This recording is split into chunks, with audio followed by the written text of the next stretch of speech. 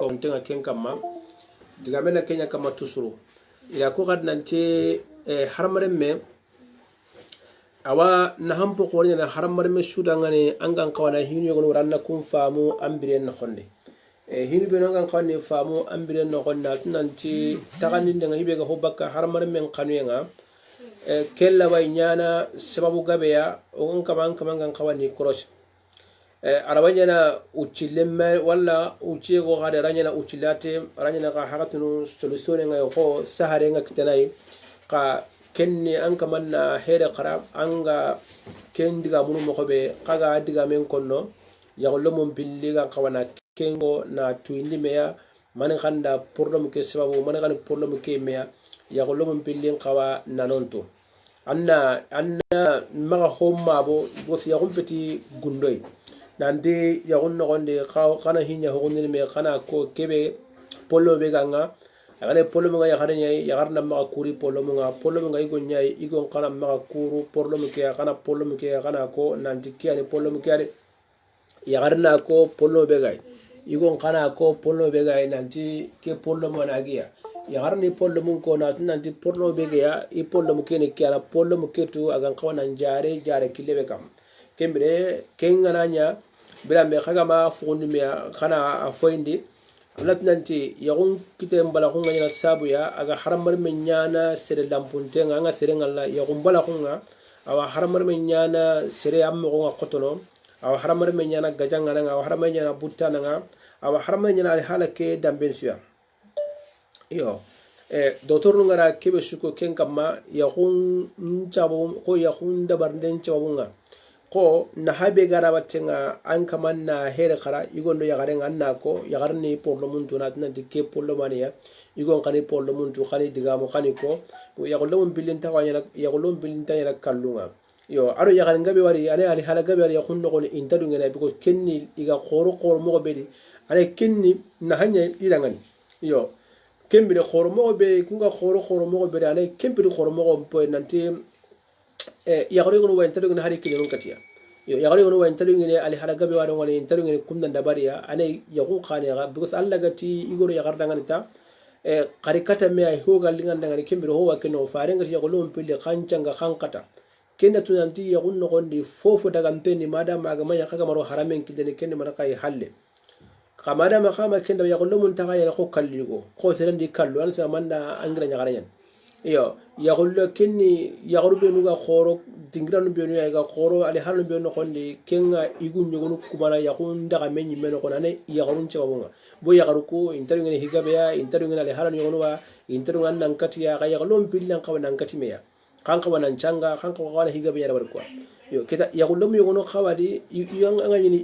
igu yogono kay tamu kanti maga ken katangero ken changeno kondi ga magata ngarita pumpumpu haga nyeme kesuna kumenya na barnu kwa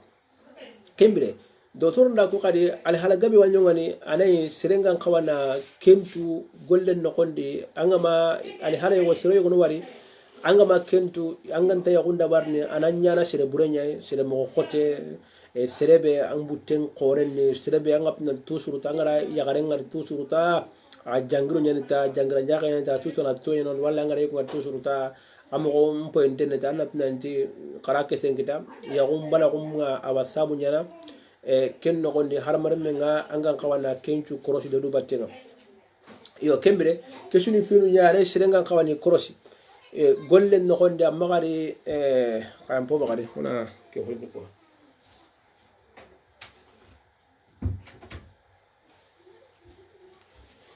yo asara digabe do sorunga kono tusuru diga haramar mu nyamar na kenni ya gullum pillina tunante ya gumbay kundo ina kebegi ini hatenga kebegari inatu nanti ya hunda bar ndembala hunga angama ya hunda bari ana problem nyakina nga ya gunno gonde kanda ya gun qayqa ya gullum nan qawa katikatni me na hadna me hatum masai kona me hatum nchusa digranu binu galin kana katka qaygun warta ya gullum yugun warta ya garan pa shaqata anyeme gon narta haga duta alai sangan tari faris sallallahu alaihi wasallam magara shayban nyama dan tana ya gannen ya qipuri ga kasin sangana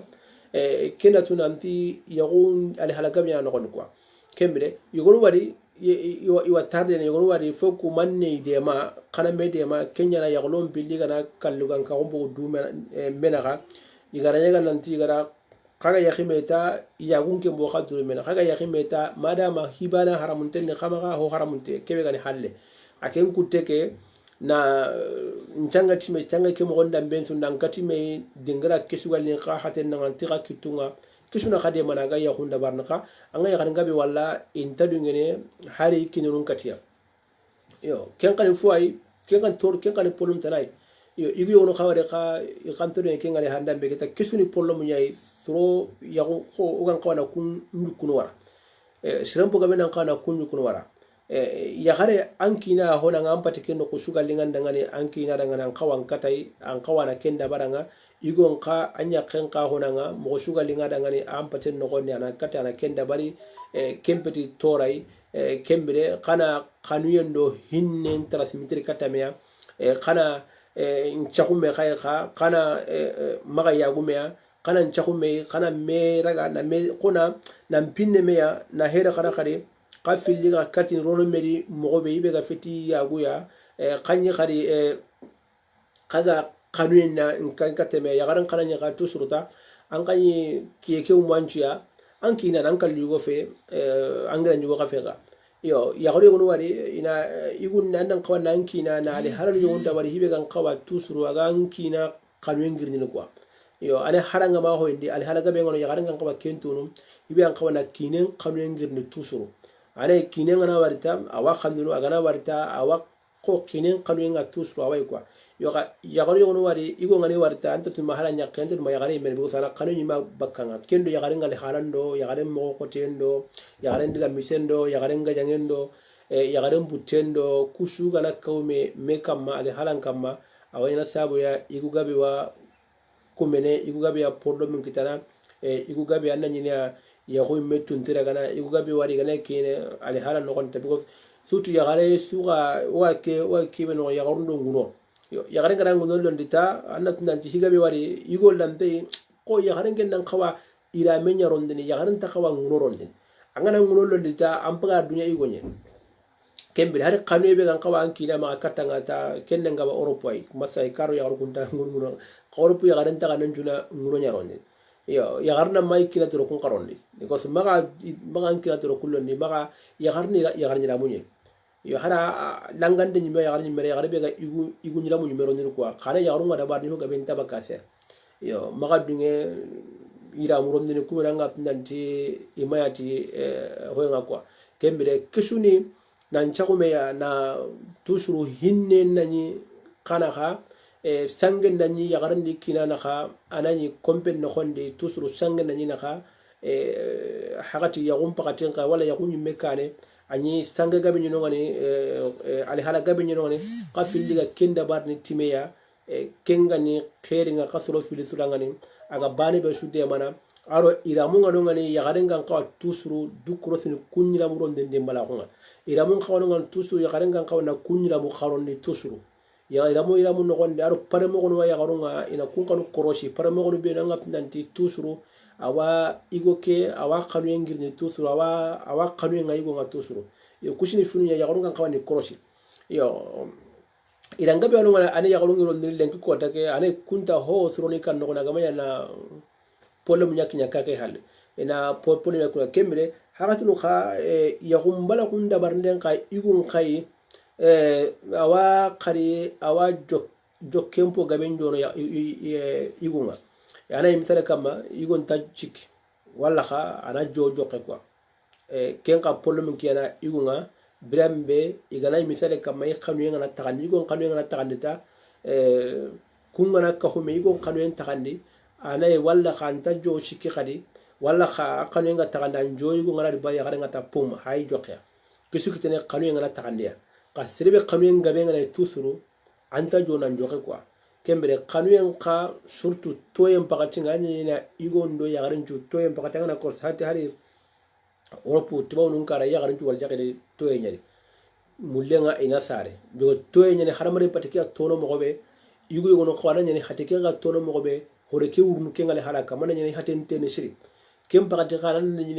kanu yang kagabuni hateni kem pakati akana haramana men kanan to kanga kanini bimana nan to kanga manene mane kibe kanu aga bakka ana hukuma itala litu kwa kana hukase ke to kono nganita ke trese suga kaninga tusu se suga yakunga tusuru na hokka pa kaninga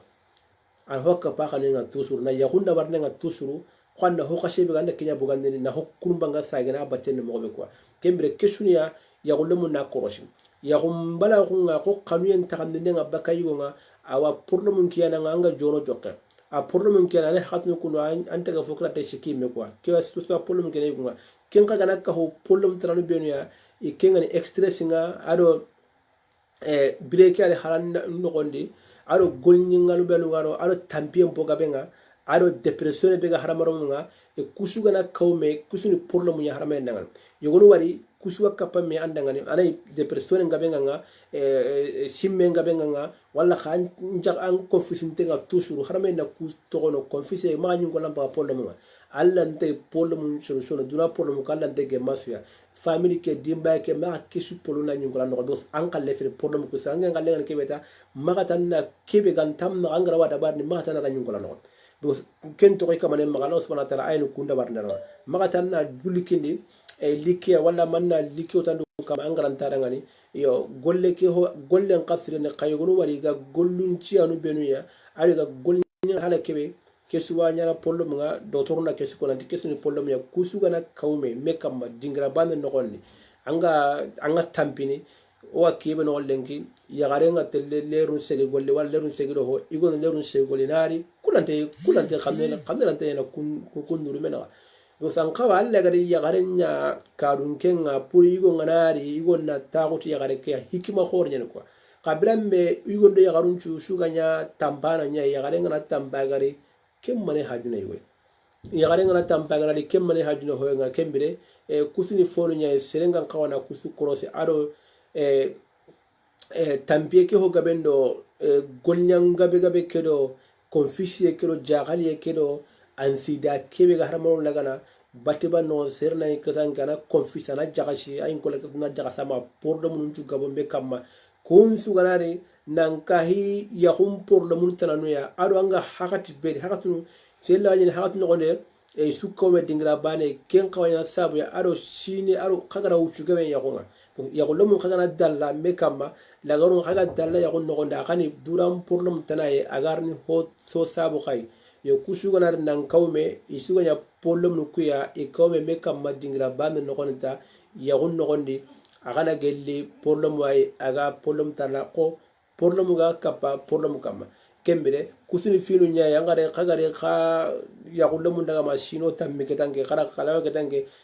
bibi kaga me kam ma kencu khara sabu da baran kawana hokka wagaya khaga dalala me kam ya gon wala ketange nga wala hakati hadu khari karno kenyu ne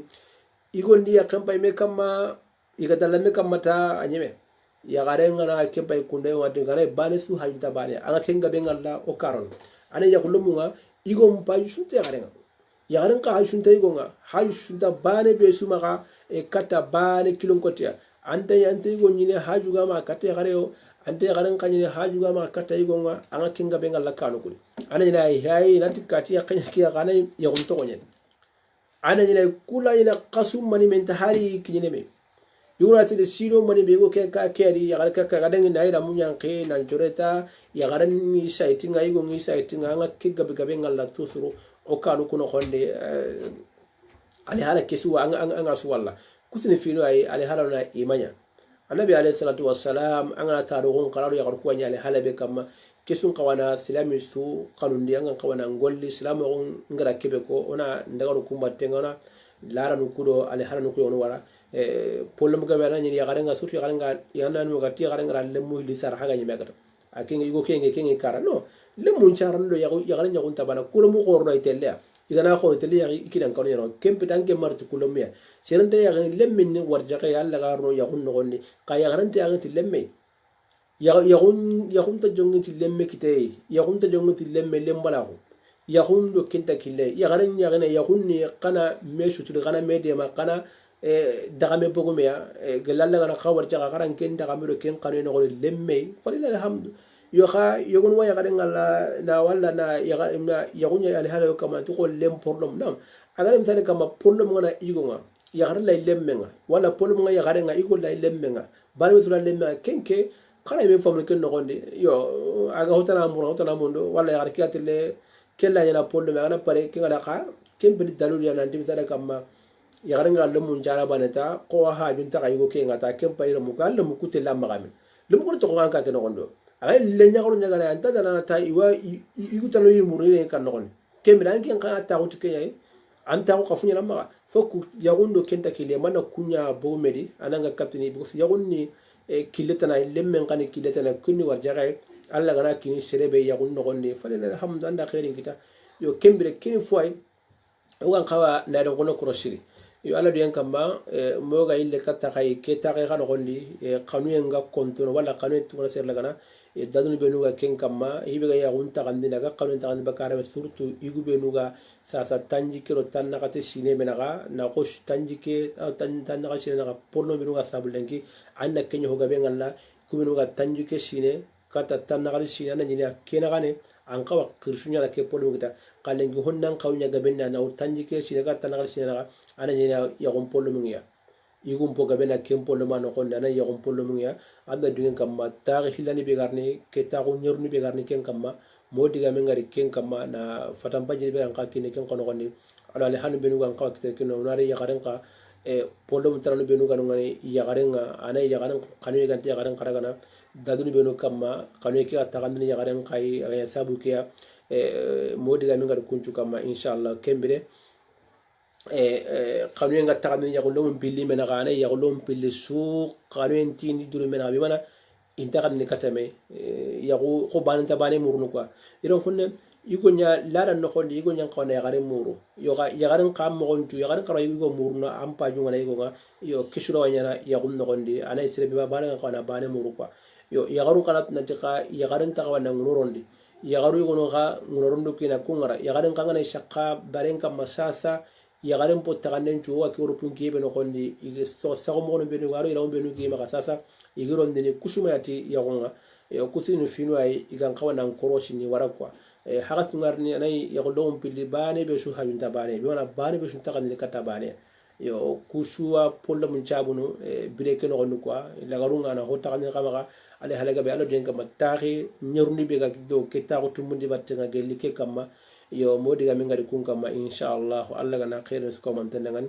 na batul laga ni ko horagan tenga subhanaka allahumma bihamdika ashhadu an la ilaha illa anta astaghfiruka wa atubu ilayk